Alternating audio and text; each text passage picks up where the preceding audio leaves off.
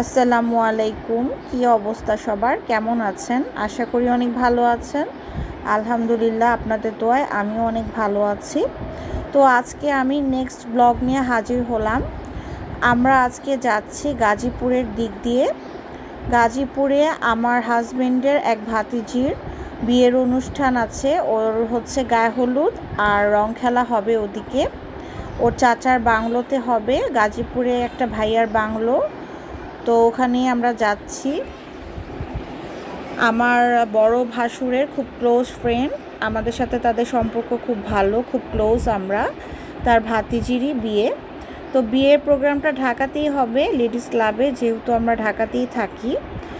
তবে আজকে যে প্রোগ্রামটা হবে গায়ে হলুদ আর রং খেলার, সেটা গাজীপুরের দিকে হবে, তার নিজের বাংলোতে হবে। ওখানেই আমরা সেই উদ্দেশ্যে খুব সকাল সকালই রওনা দিয়ে দিয়েছি। এই তো আর কি, সকালবেলা রাস্তা বেশ ফাঁকা ছিল, খুব আরামেই গিয়েছিলাম। আমরা এখন আছি এলিভেটর ব্রিজের দিক দিয়ে যাচ্ছি। এই তো বিমানবন্দরটা দেখা যাচ্ছে।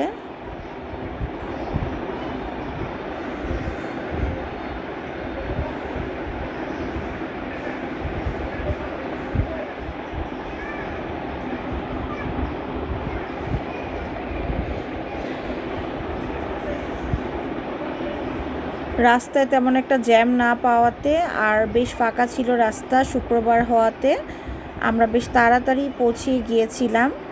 সকাল 8:20 আমরা বাসা থেকে রওনা দিই। রাস্তায় কোথাও থামিনি, তাই বেশ তাড়াতাড়ি চলে গিয়েছিলাম।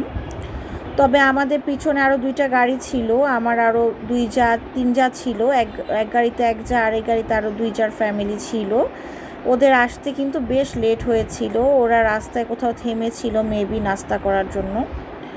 তো ওখানে যেও কিন্তু ওদের জন্য আমাদের অনেকক্ষণ ওয়েট করার লেগেছে। এই জন্য প্রোগ্রামটাও একটু লেটে শুরু করতে হয় ওদের জন্য। যাই হোক, আমরা কিন্তু গাজীপুরের রাস্তায় এসেও পড়েছি।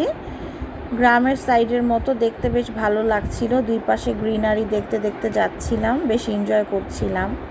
যদিও প্রচণ্ড মাথা ব্যথা, শরীরটা বেশি ভালো নেই। গত 3 দিন ধরে বেশ মাথাটা ব্যথা, ভালো লাগছিল না। তারপরে ওখানে যাওয়ার পরে বেশ ভালো লেগেছে। সব কিছু মিলিয়ে কিন্তু বেশ এনজয় করেছিলাম। এই তো ফাইনালি আমরা চলে এসেছি ভাইয়ার বাংলোতে।